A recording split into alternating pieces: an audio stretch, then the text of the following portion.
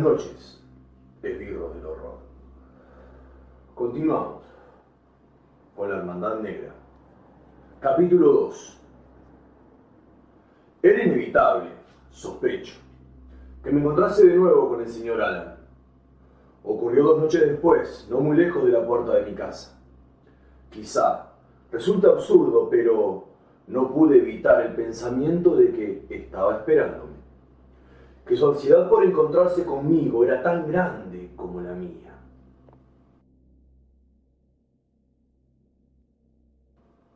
Lo saludé jovialmente, como un compañero nocturno más, y me di cuenta enseguida de que, aunque su voz remedaba mi propia jovialidad, ningún trazo de emoción asomaba a su rostro. Permanecía absolutamente impasible y erático, como diría un escritor romántico. Ni un atisbo de sonrisa aparecía en su rostro, ni había ningún reflejo en sus brillantes ojos negros. Y ahora, como me habían sugerido, pude apreciar que el parecido con Poe era asombroso. Tanto que de haberme dicho el señor Alan que era descendiente de Poe, le habría creído sin dudarlo. Pensé que se trataba de una curiosa coincidencia y nada más. El señor Alan no hizo en esta ocasión ninguna mención de Poe o de nada relacionado con Providence.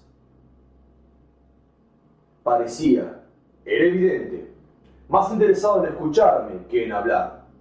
Se mostraba tan singularmente hermético como si de hecho no nos hubiésemos visto antes. Pero tal vez buscaba algún terreno común, pues en cuanto mencioné que colaboraba con artículos semanales relacionados con la astronomía en el Journal de Providence, empezó a tomar parte en la conversación. Lo que había sido durante algunas manzanas un monólogo se convirtió en diálogo.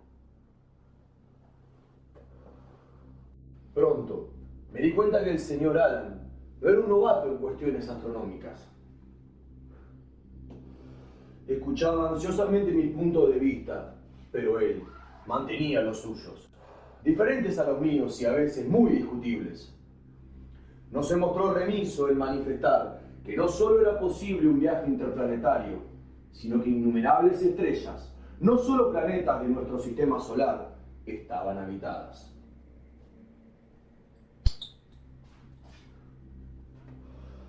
¿Por seres humanos?, pregunté incrédulamente.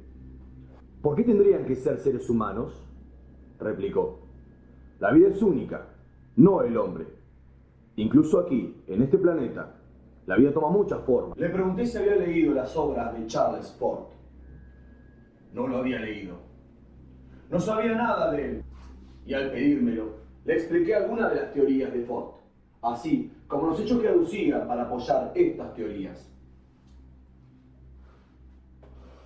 Vi que de cuando en cuando, mientras caminábamos, la cabeza del acompañante se balanceaba, aunque su cara permanecía inexpresiva. Era como si estuviese de acuerdo. Y en una ocasión llegó a exclamar: sí, así es.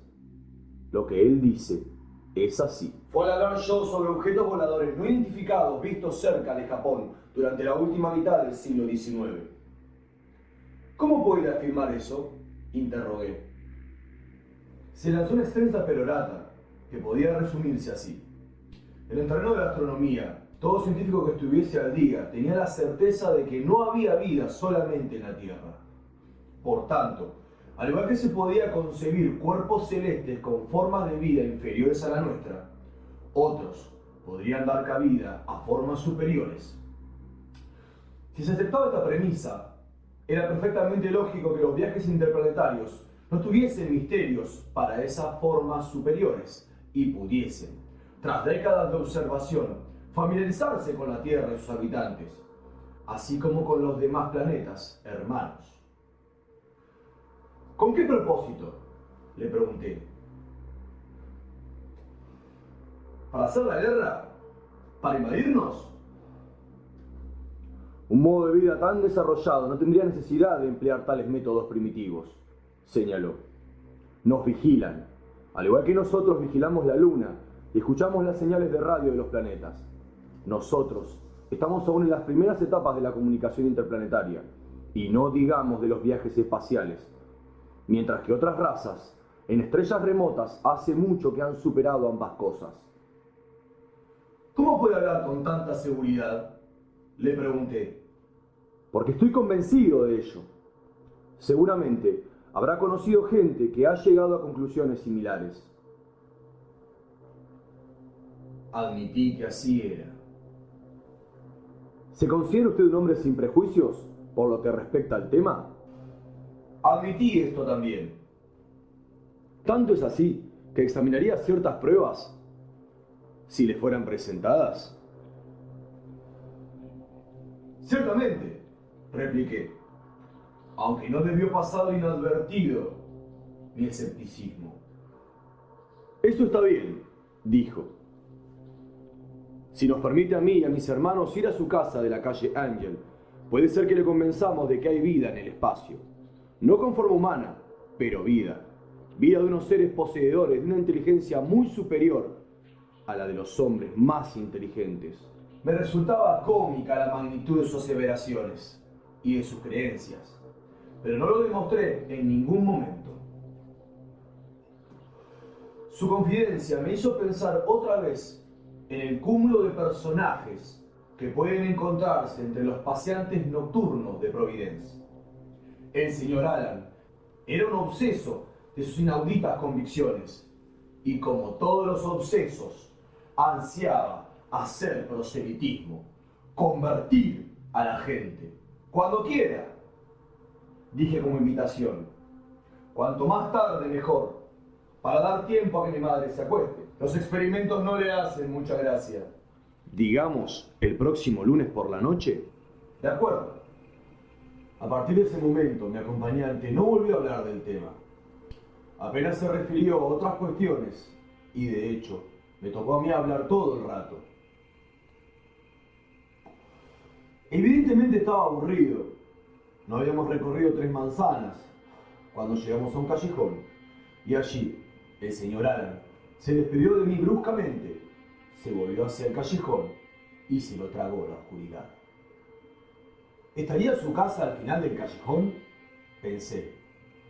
De no ser así, tendría que salir inevitablemente por el otro extremo. Impulsivamente corrí alrededor de la manzana y me puse a esperar en una calle paralela, en las sombras. Desde allí podía observar la entrada del callejón sin ser visto. El señor Alan salió tranquilamente del callejón antes de que me diera tiempo a recobrar la respiración. Esperaba que continuase a través del callejón, pero no fue así. Bajó por la calle y, acelerando un poco el paso, continuó su camino. Movido por la curiosidad, le seguí, procurando mantenerme oculto, pero el señor Alan nunca se volvió a mirar. Con la mirada fija delante de él, no le vi dirigir la vista ni una sola vez hacia la derecha o a la izquierda. Se dirigía claramente a un sitio determinado que solo podía ser su casa, pero ya era más de medianoche. Me fue fácil seguir a mi acompañante. Conocía bien estas calles, las conocía desde mi niñez. El señor Alan se dirigía al Shikong y mantuvo esta ruta sin desviarse hasta que llegó a una zona de Providencia. Una vez allí, se dirigió hacia una casa hace ya tiempo deshabitada. Se introdujo en ella y no le volví a ver.